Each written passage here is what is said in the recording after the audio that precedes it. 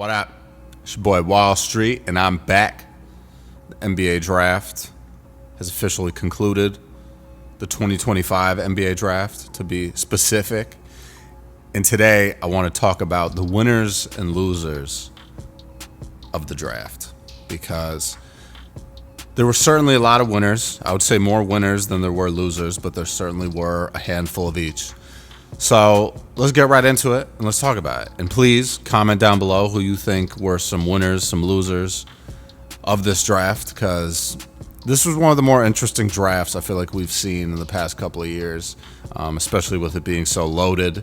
But we did see some people rise up very unexpectedly. We saw some people slip down very unexpectedly as well. So let's get into it.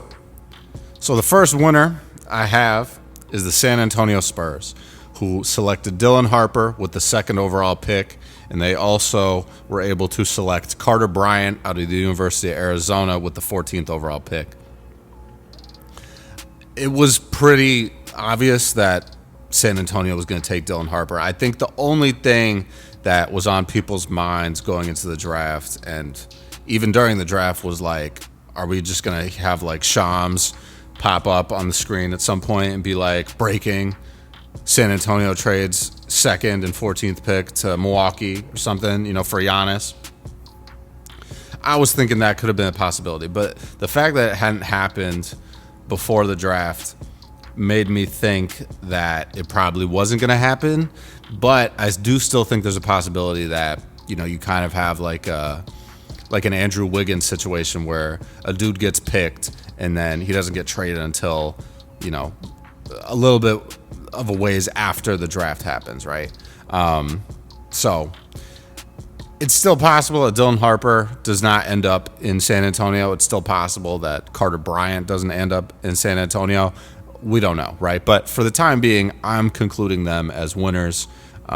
They clearly, didn't necessarily need the second overall pick. They just had Stephon Castle, who was the fourth overall pick in last year's draft, win Rookie of the Year. They have Victor Wembanyama, who's probably the most untouchable player in the league at this point in time. Still recovering, I believe, from his blood clot situation. Get well soon, Victor. Hope I get to see you play at the start of next season. And they have De'Aaron Fox, who they acquired from the Kings last season. So the Spurs team is really starting to get loaded with talent. I wouldn't be surprised if they make the playoffs, or at least the play-in, this coming season. Obviously, they all need to stay healthy, because if not all of them are healthy, they're probably not going to make the playoffs. But I see them ending up really in that 6 to 10 range next season. And, the West is very competitive, so it's more likely than not that they probably won't make the playoffs, but we'll see what happens. So Spurs, definitely a winner of draft night. I'm giving them a big A+ just for, what they're bringing in. And they've got a lot of talent moving into the future. So shout out the Spurs. Second winner for me is the 76ers.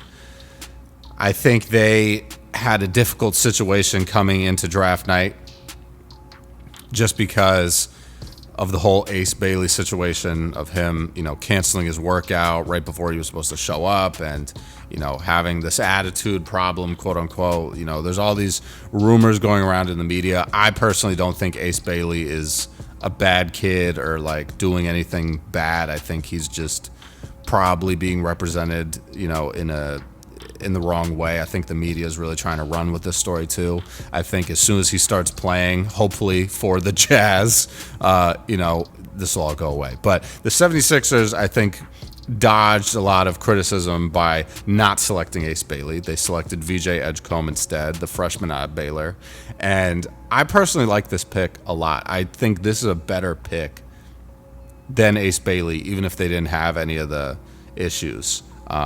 Come up with the workout situation and all that. Because I just think, the 76ers signed Paul George. He obviously was not super healthy this past season. Joel Embiid was not super healthy this past season. Tyrese Maxey was not super healthy this past season. Even Jared McCain was not super healthy this past season. So the Sixers, I think, are a team that people have forgotten about and could use a guy like VJ Edgecombe, who plays with an immense amount of energy, an immense amount of just determination. You could see the emotions flowing through him when, he got drafted, was really grateful for, the opportunity and the experience and, shouting out his family. Dude really came from nothing. So shout out VJ Edgecombe. I think this was a really, really good pick for the Sixers. And I think what VJ is going to do is be a lockdown defender. He's going to be an energy guy, probably off the bench. And he's going to continue to improve. I think a lot of people are saying, oh, well, he doesn't have much potential. I think that's a load of BS because you don't get picked third overall in the draft if you don't have potential, right? And I think VJ Edgecombe certainly has potential. So we're just going to have to see how it pans out and how it goes for him. But I personally think he has all-star level talent. He's a super athletic player, and he's going to continue to grow. No doubt in my mind. But the other reason why the 76ers are winners in my mind is because of their second-round pick, which was the 35th overall pick, and they selected Janai Broome from Auburn University, who just had an incredible season. Obviously, they did not end their season in the way they wanted to, did not make it to the national championship. But, I think Janai Broome is a guy that can impact winning in a lot of ways. So I think he's probably also not going to get a lot of playing time just because of how loaded this roster is when they're healthy. But nonetheless, another energy guy, has a great attitude, very professional, and he's grown a lot over his college career. He has very impressive college stats. He was a guy that was averaging, nearly 20 and 10, was averaging 18.6 and 10.8 rebounds a night, 2.1 blocks as well. So, I just think to be the team that's selecting third in the draft to come away with two players that are this high caliber is pretty impeccable. So shout out the 76ers. I think they're moving in the right direction. And, the East is really wide open now with Tyrese Halliburton going down, Jason Tatum going down.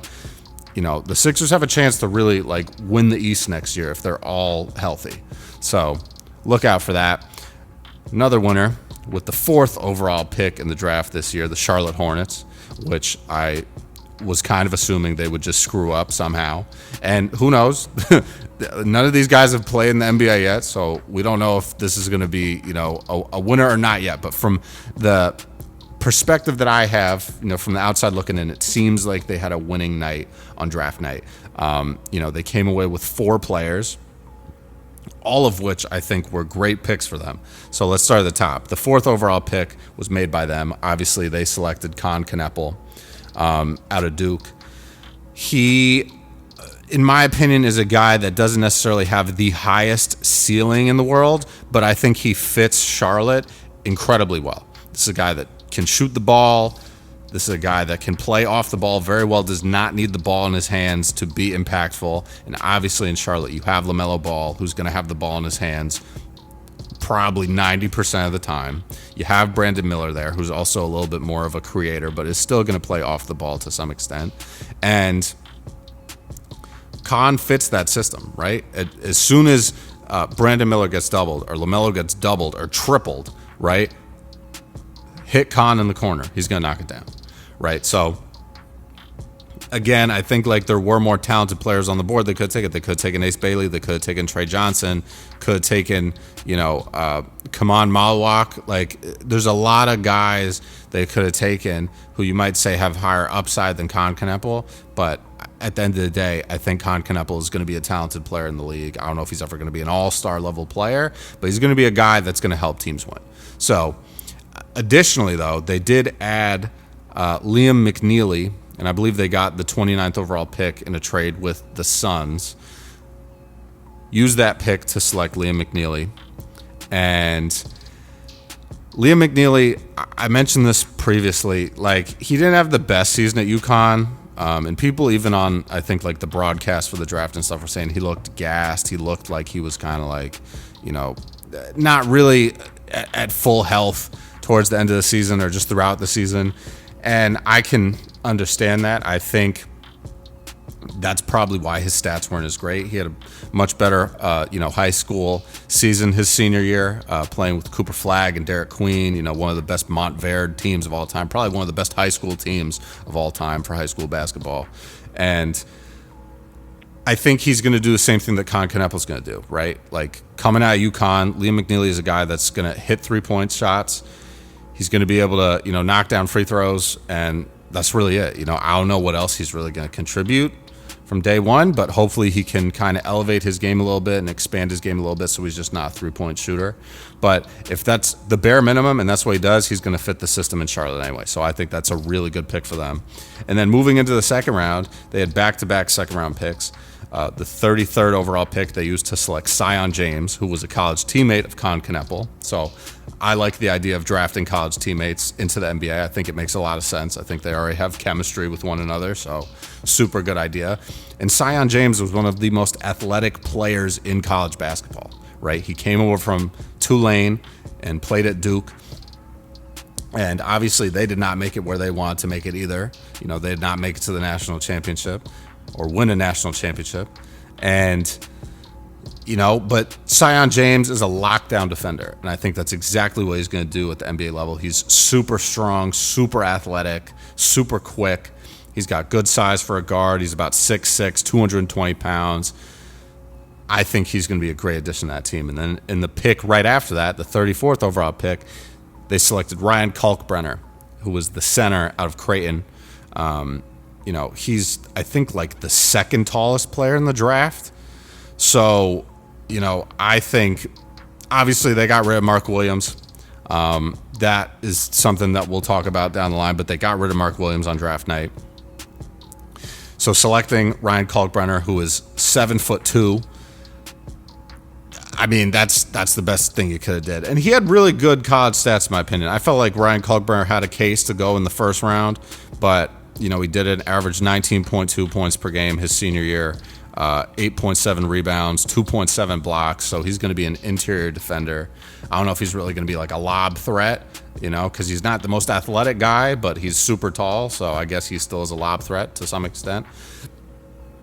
So I don't know. I think the Hornets did the best job that they could have in this draft, and that's why I'm calling them a winner for sure.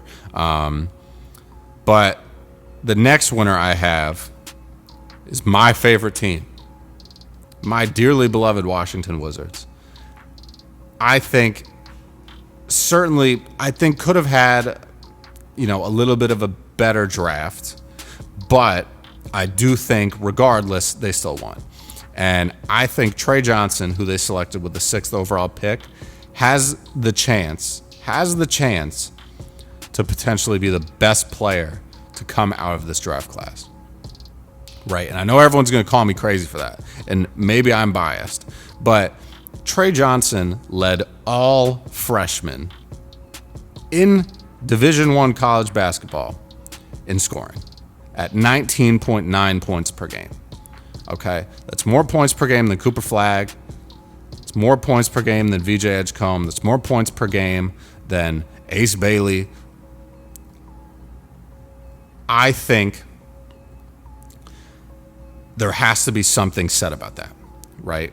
Because it wasn't just him chucking shots up all the time, right? He did get a decent amount of shots. But I think, personally, to average 20 points a game in college as a freshman is pretty wild. It's not like he's playing in some random conference. He's playing at Texas. He's playing decent teams. I just think, a lot of people are not rating this guy the way that they should be, right? And a lot of people thought he was going to go 5 to the Jazz and Ace Bailey was going to slip down to 6 and go to Washington. They flip-flopped, and now Trey Johnson heads to Washington. I also really like his demeanor. I think he's his demeanor almost reminds me a little bit of like Kawhi, but it's like more polished. But I just felt like on draft night, his responses were a little bit like Kawhi-esque in terms of how he was like answering a little bit, which I'm going to take as a good sign because Kawhi is an amazing player. So hopefully Trey Johnson can also be an amazing player like Kawhi Leonard. He obviously has to get better at, the defensive side of the ball, but, the Wizards need anything and everything.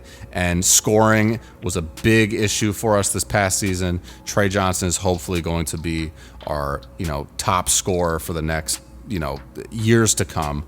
Who knows, right? So If not, he's definitely going to be a guy who's impacting the game offensively, averaging 15, 16, 17, 18 points a game, I believe. So we'll see what happens. But I do think he has a lot of potential. I would not be surprised if we turn around 5 years from now and we say Trey Johnson's the best player to come out of the 2025 NBA draft. So let's talk about the next player that the Wizards selected. Obviously, they had the 18th overall pick from Memphis.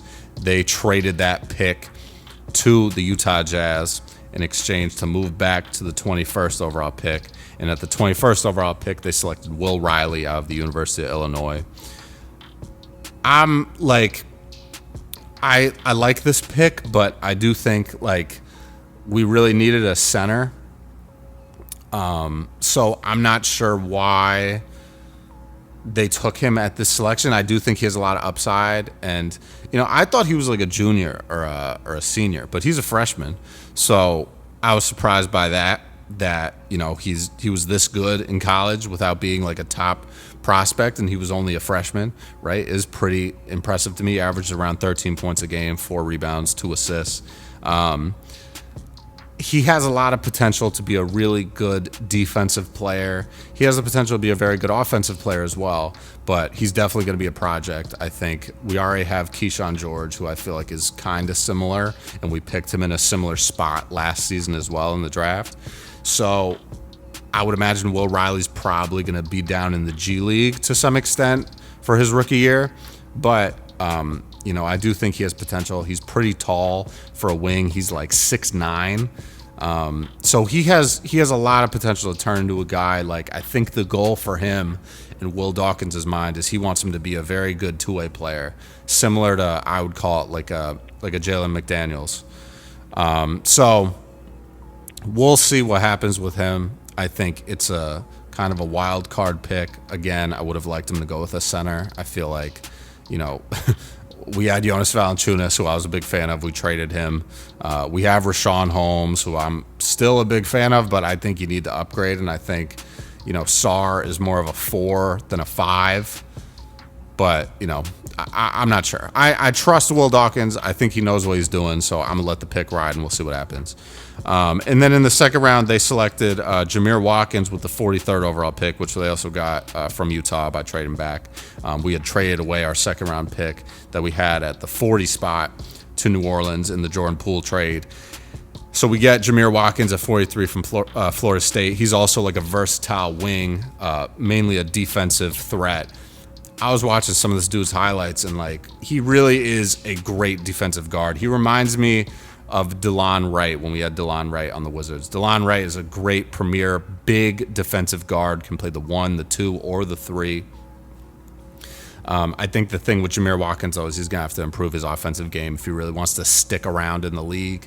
But being a lockdown defender, everyone needs that, especially a lockdown perimeter defender. Being able to guard the toughest guys on the opposing team night in and night out is not an easy thing to do, and it's a hard thing to come by. So if Jameer Watkins pans out and really turns out to be that for the Wizards, I'll be super happy with that pick. But I do think he's got a lot of potential defensively, and I hope we get to see him play a lot next season. But we'll see. But I think overall the Wizards had a very good draft. I think they had a very good draft last year, and I think, this year in the 2025 NBA draft is going to be somewhat similar. I think we just got to see him play. But Trey Johnson, super excited about him. Will Riley and Jameer Watkins, I think, have a ton of potential, but still waiting to see what happens. But I would classify them as a winner here. Next winner in my book is the Atlanta Hawks, because they absolutely fleeced the New Orleans Pelicans. And I say this because I know everyone's been talking about this, but the Hawks had the 13th overall pick, which I believe they got from Sacramento. The Hawks traded back from the 13th overall pick to the 23rd overall pick with the New Orleans Pelicans. The New Orleans Pelicans gave them in return an unprotected 2026 first round pick that is the better of New Orleans' pick or Milwaukee's pick. That, to me, is crazy. The fact that it's not protected at all is wild. I feel like even if they protected it like top 6, Atlanta would have still done this deal. So the fact that they were just like, no, take it, is crazy to me. And I like Derek Queen, who the Pelicans selected at 13, as a result of this trade. And I like Jeremiah Fears, who they picked at number 7. But to give up an unprotected first-round pick that's not just your pick, but it is the better of yours or Milwaukee's is insane to me. Because there's a high likelihood, Damian Lillard, sustained a very significant injury at the end of the season. He's not going to be there to start the season, most likely. Giannis might get traded. So this team could be the worst team in the league, possibly, right? Not to mention, New Orleans was just, I think, the 4th worst team in the league. So you could potentially have 2 teams here that finish in the bottom 6 or 7 of the league, and you get the better of their pick, just so you can select Derek Queen. And again, I like Derek Queen, but this pick that they just sent might turn out to be the number 1, number 2, or number 3 overall pick next season, which is probably going to be AJ Dimbatsa at number 1. Then you have a whole slew of talent after that. You have, Darren Peterson. You have the Boozer twins. You have so many different players that are going to be at the top of that draft class that I just felt like that was way too risky. And the Pelicans have a new front office guy in Joe Dumars, Pistons legend. I'm not sure what he's got going on yet. Hopefully he's building something else. But, I was a little shocked by the Jordan Poole trade. I did think the Pelicans won that trade. But to then turn around and give him this, you must have a lot of faith that Zion's going to be healthy. You must have a lot of faith that Jordan Poole is going to be even better than he was in Golden State and last year in Washington. I don't know. So, and not to mention, the Hawks traded back to 23, and they got Asa Newell, who was projected up until kind of a couple days before the draft to go in the lottery. So I think they won here. They really, really won here. So big shout out to Atlanta for pulling that off. That was incredible, right? And if everything pans out for Atlanta this coming season, they're probably going to be in the playoffs with the East being wide open. And they might be able to make some noise. If Kristaps Porzingis is healthy, Trae Young is healthy, Jalen Johnson coming back, and they might have a top 5 pick in next year's draft. Come on. This is just stupid at this point. So, shout out Atlanta. Really came up in the draft in the last couple of weeks. So, shout out to them. Shout out to them. So, my next winner that I have is the Utah Jazz. And I say this because obviously, Ace Bailey went to the Jazz at number 5. He was a projected top 3 pick, a lock for the top 3 before this whole fiasco of I don't want to play in Philly and I don't want to work out for teams. Before all this happened, lock for the top 3 was Ace Bailey, right? And to get him at 5 is a steal, but you're taking a gamble that he's not going to have any of these attitude issues. He's not going to have any of the stuff that people are, screaming about in the media. And he's going to come and he's going to play hard and he's going to be the player that you expect him to be, right? That's the best case scenario. So if that's what happens, the Jazz won here. But in addition to Ace Bailey, they also got Walter Clayton Jr. at 18, which was a pick that was owned by the Wizards, and then we traded back with the Utah Jazz. So I really wanted Walter Clayton on the Wizards. I really liked that pick before I found out that they were trading it away. And I do like Will Riley, but I think Walter Clayton is just more proven, right? Literally led the team to the national championship, the Florida Gators. Them Gator boys stay hot, man. And, I was impressed. I think Danny Ainge, and I think it was his son, Austin Ainge, that was really running the draft this time. Really had a great draft. Great draft. So I'm excited to see this team play in Summer League. I think Ace Bailey and Walter Clayton Jr. is going to be a crazy, crazy combo to have on the Jazz. And the Jazz team, they don't have a ton of talent. I think there's some trades coming. I think Lauri Markkanen might actually get traded this season. Obviously signed that extension last season, which basically made him ineligible to be traded up until after the deadline, right? And you can't trade anyone after the deadline. So I wouldn't be surprised if Lauri Markkanen gets moved this offseason. Who knows?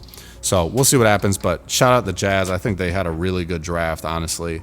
And I think Utah's kind of been stuck in, this weird like mediocrity in the last season was kind of like, all right, like we're really like trying to lose, and they did, and then they got the 5th pick. So I think for as much as luck was not on their side, it really did turn out well for them. So shout out Utah. They also had a solid 2nd round pick in John Tanji out of Wisconsin. He's a 24-year-old senior, so he's one of the older players in the draft, but averaged nearly 20 points a game last season for Wisconsin. So very impressive, and I think the Jazz are moving in the right direction. I think this draft was definitely a good draft for them. So they certainly are a winner. We'll see what pans out with Ace Bailey and all that stuff. But my next winner